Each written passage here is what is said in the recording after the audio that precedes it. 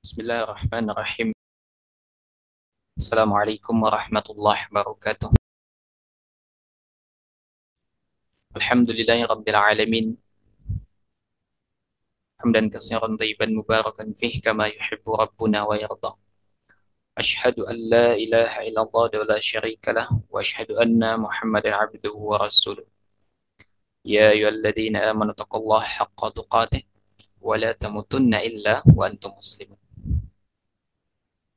Allahumma salli wa sallim wa barik ala Muhammadin wa ala alihi wa ashabihi ajma'in, amma ba'd. Rabbi syrah li sadri wa yassir li amri wa hlul 'uqdatam min lisani yafqahu qawli. Alhamdulillahi rabbil alamin. Tiada hentinya kita memuji Allah Subhanahu wa taala Rabbul alamin atas segala nikmat yang dilimpahkan kepada kita. Kita bermohon kepada Allah Subhanahu wa taala semoga Allah Subhanahu wa taala mengistiqamahkan hati kita, mengistiqamahkan jiwa dan jasad kita untuk senantiasa istiqamah berada di atas syariat Allah Subhanahu wa taala. Semoga Allah Subhanahu wa taala memberikan kita kekuatan untuk senantiasa tetap berada di atas ketaatan hingga akhir hayat kita nanti. Karena kita tidak tahu hadirin kapan masa itu akan datang. Kapan masa yang disebut dengan istilah pemutus segala kenikmatan itu datang kepada kita, kita nggak tahu. Makanya kita harus selalu siap, ya, harus selalu waspada, mawas diri. Dan hendaknya kita senantiasa berhati-hati. Karena kita tidak tahu kapan kematian menghampiri kita.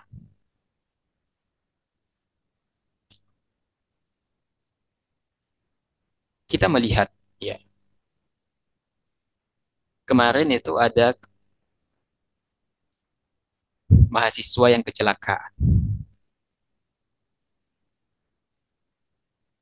Dia kuliah tentu menginginkan, ya, belajar kan.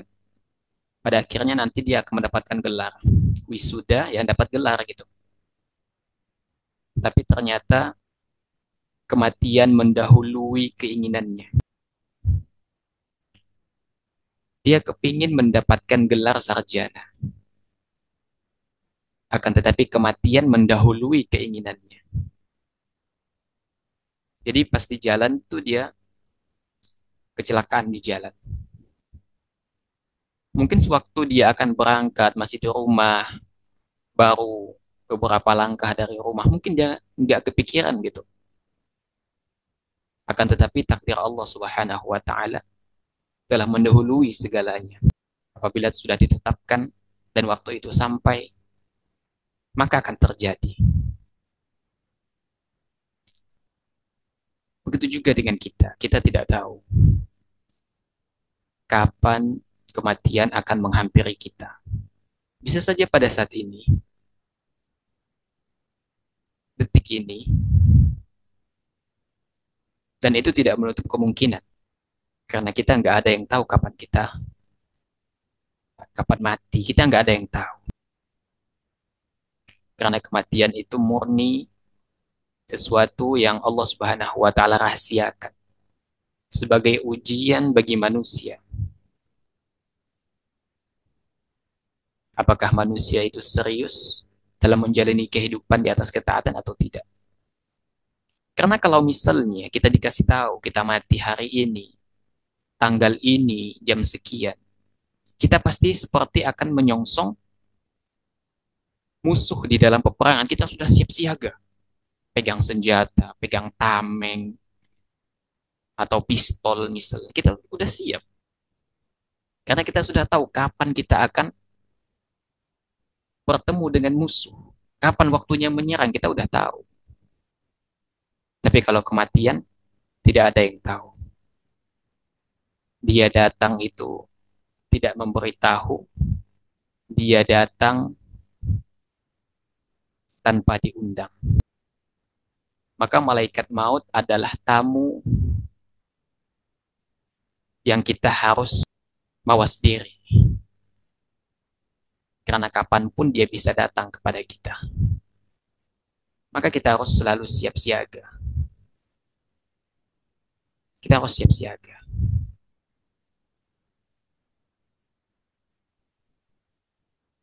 Karena kalau kita berbicara tentang masalah kematian, kematian itu sesuatu yang sangat mengerikan. Sesuatu yang sangat mengerikan.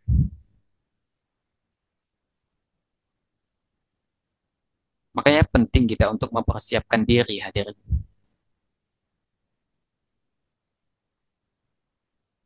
Agar kematian kita menjadi kematian terbaik. Husnul khotimah. Bukan su'ul khotimah. Semoga Allah Subhanahu wa taala senantiasa mengistiqomahkan kita di atas ketaatan. Salawat dan taslim semoga senantiasa tersampaikan kepada junjungan kita Nabi besar Muhammad sallallahu alaihi wasallam. Allahumma salli wa sallim wa barik alaihi. Semoga kita semua termasuk pengikut beliau alaihi salatu wasallam yang nanti akan mendapatkan syafaat Nabi sallallahu alaihi wasallam. Bertemu dengan Nabi sallallahu alaihi wasallam dan minum dari telaganya Nabi sallallahu alaihi wasallam.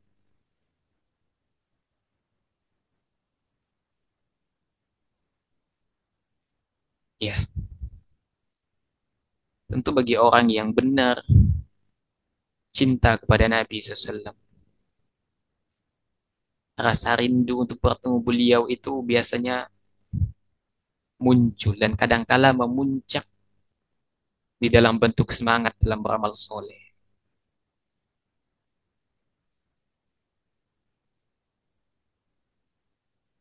Semoga kita semua bertemu dengan Nabi alaihi salatu wassalam. Amin ya rabbal alamin. Hadirin sekalian, insya Allah pada kesempatan ini kita akan kembali melanjutkan bahasan kita dari ensiklopedia larangan dalam syariat. Ya, perbuatan-perbuatan haram. Dan insya Allah pada kesempatan ini kita akan masuk pada bahasan berikutnya, yaitu berkaitan dengan larangan berkumpul dengan orang-orang zalim tanpa tujuan yang benar, sekalipun sekedar penghormatan atau menunjukkan rasa cinta, atau bahkan turut mendukung kezaliman mereka. Ya. Jadi bahasan kita berkaitan dengan larangan duduk-duduk dengan orang yang melakukan kezaliman. Baik kita ingin ya menunjukkan rasa hormat kita kepadanya sebagai bentuk penghormatan, atau bahkan lebih parahnya sebagai bentuk dukungan terhadap kezaliman yang sudah ia lakukan. Kenapa kita tidak diperkenankan atau bisa kita katakan dilarang berkumpul dengan orang-orang zalim, dengan orang yang melakukan kezaliman? Karena kita khawatirkan dengan kita berkumpulnya atau duduknya kita dengan orang yang zalim, itu khawatir akan menumbuhkan rasa cinta kepada mereka. Kalau kita sudah merasa cinta, maka khawatir kita tidak mengingkari kezaliman yang ia lakukan atau tidak mencegah sama sekali terhadap kezaliman yang ia lakukan kepada orang lain.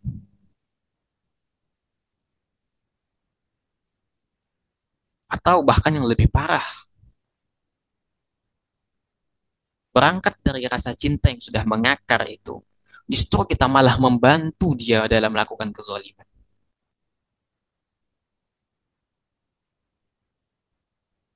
Padahal Allah Subhanahu wa taala tegas mengatakan kepada kita, "Wala ta'awanu 'alal itsmi wal 'udwan." Kata Allah, jangan tolong-menolong di dalam berbuat dosa dan pelanggaran. Ini Al-Maidah ayat 2. Maka kalau sudah tahu orang itu adalah pelaku kezaliman, ada dua hal yang bisa kita lakukan. Nasihati, kalau tidak mampu, tinggalkan. Nasihati atau tinggalkan. Tidak ada opsi ketiga, duduk-duduk dengan mereka, ngobrol-ngobrol. Tidak ada, tidak ada. Karena khawatir nanti tiba-tiba tumbuh rasa cinta.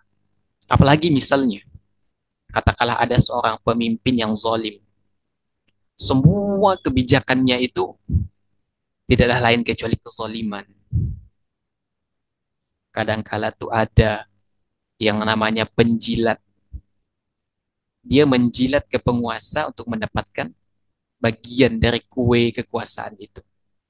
Dia tuh pengen kecipratan, kenikmatan kekuasaan itu. Akhirnya dia menjilat ke penguasa yang zalim. Semua kebijakan penguasa yang zalim itu ia dukung.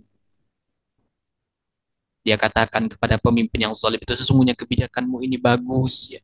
Kebijakanmu ini bagus dampaknya kepada rakyat, meningkatkan perekonomian negara, meningkatkan pendapatan pemasukan negara. Padahal dia tahu rakyat sedang menjerit akibat dari kebijakan zalim itu.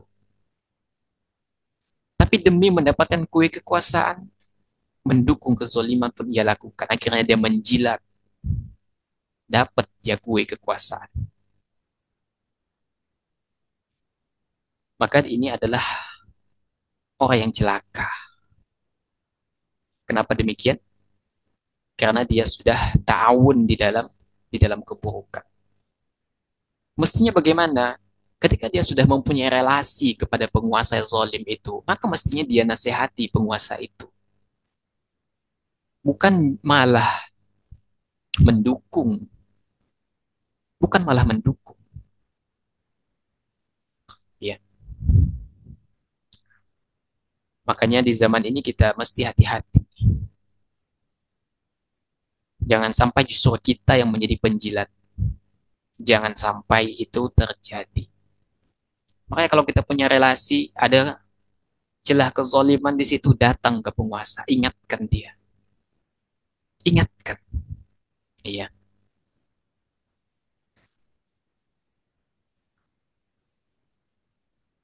Hadirin yang dimuliakan oleh Allah Subhanahu wa taala. Syekh Tahlawi menukil sebuah hadis yang cukup panjang berkaitan dengan masalah ini. Larangan berkumpul dengan orang zalim. Sekalipun hanya sekedar bentuk penghormatan atau menunjukkan rasa cinta. Atau turut mendukung kezaliman mereka. Dari Ka'ab bin Ujrah, dia berkata, Rasulullah Shallallahu Alaihi Wasallam bersabda kepadaku, "U'izuka billah ya Ka'ab bin Ujrah min umara'a yakununa min ba'di. Faman ghasyiya abwabahum fasaddaqahum fi kadhibihim wa a'anahum ala zulmihim. Falaysa minni walastu minhu wa la yaridu alayya al-hawdah. Wa man ghasyiya abwabahum aw lam yakhsha falam yusaddiqhum fi kadhibihim ولم يعنهم على ظلمهم فهو مني وأنا منه وسيرد علي الحوض." Kata Nabi alaihi salatu wasalam, "Wahai Ka'ab bin Ujrah, kuserahkan engkau kepada Allah Subhanahu wa taala agar melindungi dari penguasa yang datang sepeninggalanku. Barang siapa yang memasuki pintu-pintu mereka lalu membenarkan dusta mereka dan membantu mereka di dalam melakukan kezaliman, maka ia bukan golonganku dan aku bukanlah dari golongannya. Ia kelak tidak akan meminum dari telagaku. Barang siapa memasuki pintu-pintu mereka atau tidak memasukinya, tidak membenarkan dusta mereka dan tidak membantu kezaliman mereka, maka ia adalah golonganku dan aku adalah golongannya. Kelak ia akan meminum dari telagaku." Ini diriwayatkan oleh At-Tirmidzi. Dari hadis ini kita memperoleh faidah yang luar biasa sekali. Kata Nabi alaihi salatu wasallam bahwa Nabi alaihi salatu wasallam berlepas dari setiap orang yang ikut andil di dalam membantu terjadinya kezaliman. Nabi alaihi salatu wasallam berlepas diri dari mereka. Mereka bukan dari golonganku, kata Nabi, dan aku pun bukan dari golongan mereka. Dan kelak kata Nabi SAW, mereka tidak akan minum dari telagaku. Gak bakal dapat. Akan tetapi sebaliknya kata Nabi SAW, orang itu punya peluang. Bisa menjadi penjilat, akan tetapi dia menahan dirinya. Dan justru dia menjadi apa? Perpanjangan tangan. Menyampaikan pesan bahwasanya ini adalah bentuk kezaliman. Dia nasihati. Dan kata Nabi SAW, dia adalah golonganku, ya bagian dariku, dan dia akan minum dari telagaku.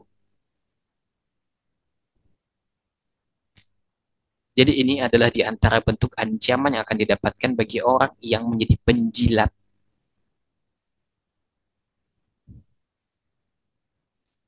Tidak hanya sebatas ya, menjilat kepada penguasa, misalnya enggak. Kita punya teman, ya, teman kita ini kebetulan orang kaya. Kebetulan kaya ini suka bully orang.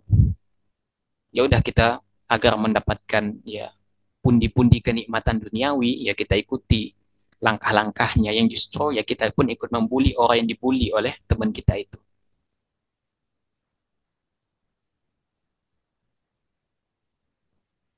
Kata Nabi alaihi wasallam, orang yang seperti ini bukan dari golonganku, yang menunjukkan Nabi SAW berlepas dari mereka dan mereka tidak akan mendapatkan minum dari telaganya Nabi alaihi wasallam.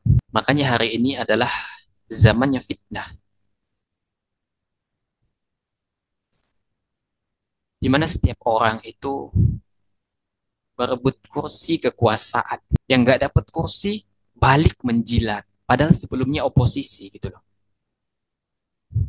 Ini Anda berbicara secara umum ya, tidak mengarah kepada siapapun. Anda ini berbicara secara umum. Tapi itu adalah fakta yang terjadi hari ini.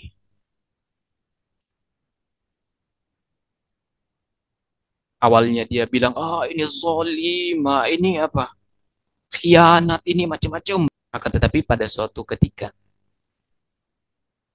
dia kemudian berbalik arah, mendukung penguasa yang dituding zolim sebelumnya itu. Ini adalah hari-hari di mana itu terjadi. Ujung-ujungnya lagi masalah perut lagi, masalah perut lagi. Makanya di zaman fitnah ini, kita harus bisa dan mampu mengatur apa yang kita inginkan sebenarnya. Karena kadangkala orang itu ketika dia menginginkan sesuatu dari duniawi, dia rela melakukan apapun sepanjang itu bisa mengenyangkan perutnya, yang haram pun dia lakukan.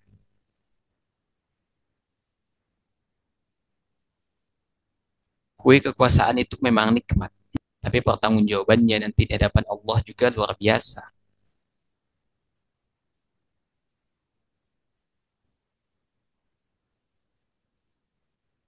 Iya. Dan kebetulan, Ana ada baca berita tuh kemarin kalau nggak salah, Ana baca berita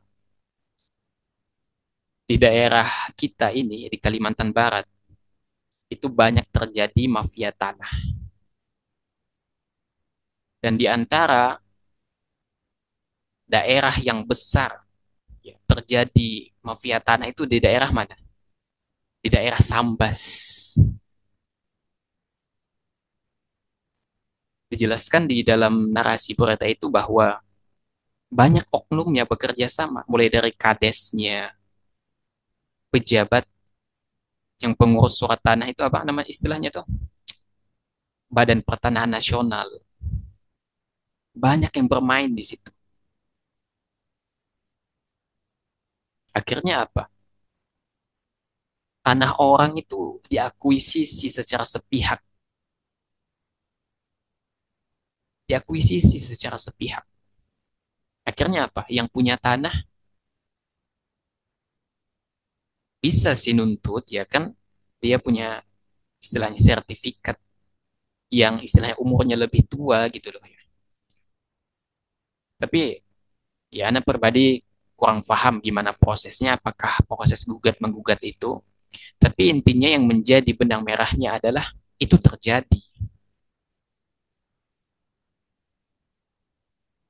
Makanya kembali lagi ke persoalan urusan perut gitu loh. Dan ini adalah zaman sesuai dengan sabda Nabi SAW. Kata Nabi SAW kan akan datang suatu zaman di mana orang itu kalau cari nafkah, dia nggak peduli lagi apakah itu halal, apakah itu haram. Selama menguntungkan dirinya, dia lakukan. Dan ini adalah zamannya. Ini zamannya. Orang punya kekuasaan, pemangku kepentingan, pemangku jabatan, dia gunakan itu untuk memenuhi hasrat keinginannya. Dia isi terus tuh dompetnya, kantongnya, tabungannya, diisi terus. Dan dia tidak peduli yang dia lakukan itu apakah merugikan orang, menzalimi orang atau tidak. Selama itu menguntungkan dirinya, dia lakukan.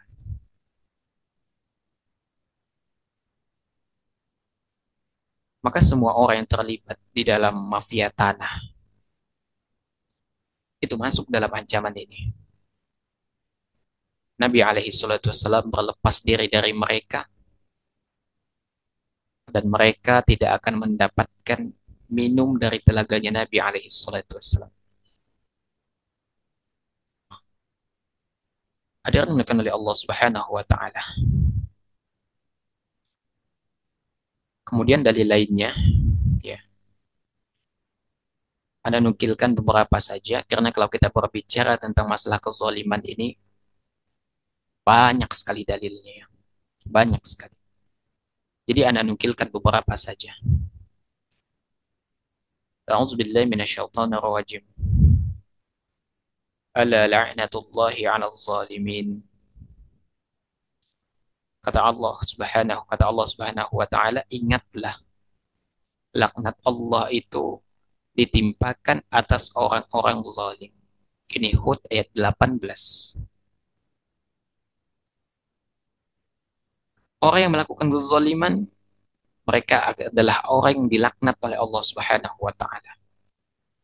Pertanyaannya, apa kita berani menjadi tangan kanan dari orang yang melakukan kezaliman? Di mana kata Allah, orang yang melakukan kezaliman dilaknat. Kita mau membantu orang yang dilaknat. Maka hati-hati hadir. Jangan sampai kita justru andil membantu terlaksananya sebuah kezoliman. Hati kecil kita mungkin bilang, oh ini kezoliman karena ada ketidakadilan di dalamnya. Tapi kadangkala perut itu mengalahkan akal.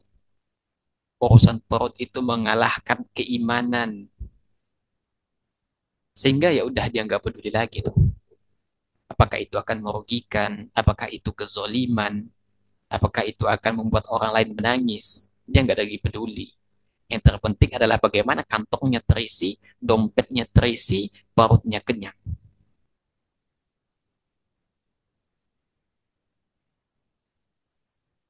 Iya. Dan kita tahu hadir, Allah itu mengharamkan kezoliman atas dirinya. Maka jangan sampai kita justru menghalalkan kezoliman atas diri kita. Kita lakukan, kita zolimi orang lain. Apa kata Allah Subhanahu wa taala? Ya ibadi, inni haramtu zulma ala nafsi waj'altuhu bainakum muharraman fala tazalamu. Wahai hambaku, kata Allah, sesungguhnya aku mengharamkan kezaliman atas diriku. Dan aku menjadikan kezaliman itu juga haram di atas kalian. Fala tazalamu. Jangan kalian saling menzolimi. Tuh, Allah Subhanahu wa taala sudah mengabarkan kepada kita.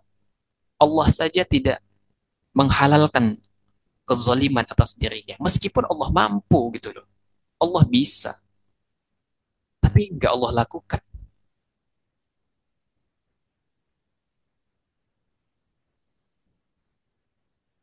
Mungkin timbul pertanyaan. Kalau Allah itu enggak zalim, Kenapa Allah masukkan misalnya sebagian orang ke neraka? Kenapa ada sebagian orang yang disesatkan? Kenapa ada sebagian orang yang tidak terpaut hatinya untuk menjadi seorang muslim, misalnya menyerahkan diri kepada Allah? Maka jawabannya adalah Allah itu adil dan itu bukan kezaliman. Justru ketika seseorang itu terus berada di atas kesesatan, terus berada di atas kezaliman, berarti itu pantas untuknya. Dan ketika dia dimasukkan ke dalam neraka, berarti itu yang pantas untuk dirinya. Dan Allah Subhanahu wa taala memberikan sesuatu kepada kita, ya, sesuai dengan kepantasan, sesuai dengan hikmahnya.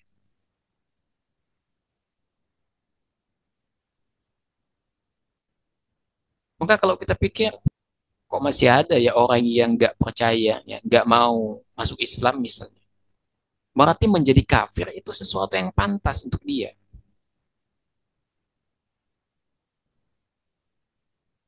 Maka nggak ada, ya. Allah nggak zalim. Justru itu adalah bentuk keadilan Allah Subhanahu wa taala. Dan yang namanya kezaliman itu, kata Nabi alaihi salatu wasallam, adalah kegelapan pada hari kiamat. Ya, dari Abdullah bin Umar radhiyallahu anhuma, Nabi SAW mengatakan, "Az-zulmu zulumatu yaumal qiyamah." Kezaliman itu adalah kegelapan nanti pada hari kiamat. Bayangkan, jika antum ikut andil membantu terjadinya kezaliman, maka antum masuk loh, menjadi masuk juga dalam ancaman ini. Maka hati-hati. Hati-hati di dalam berbuat, hati-hati di dalam bertindak, karena semua ada konsekuensinya. Dan ketika kita melihat orang melakukan kezaliman, siapapun teman kita, penguasa, kalau kita punya link akses ke sana, nasihati.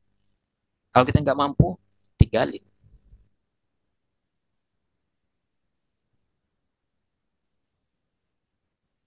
Karena kita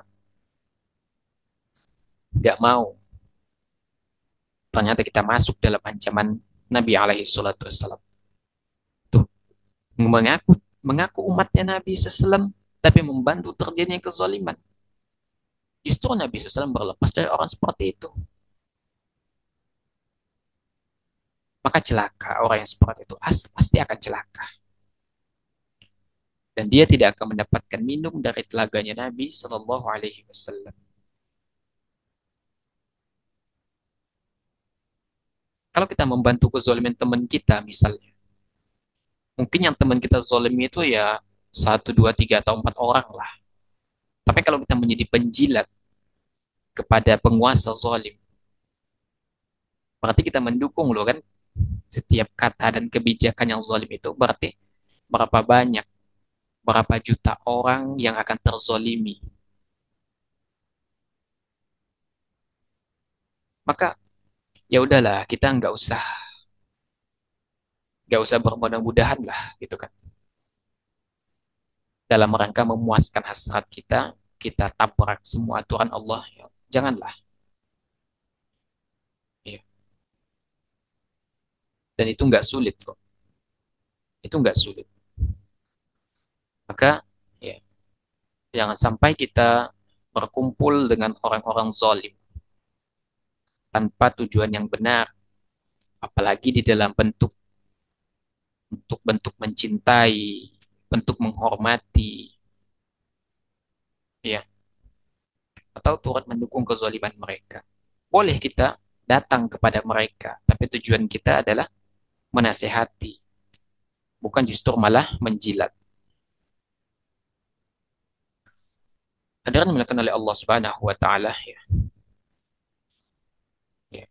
Itu adalah berkaitan dengan bahasan larangan berkumpul dengan orang zalim.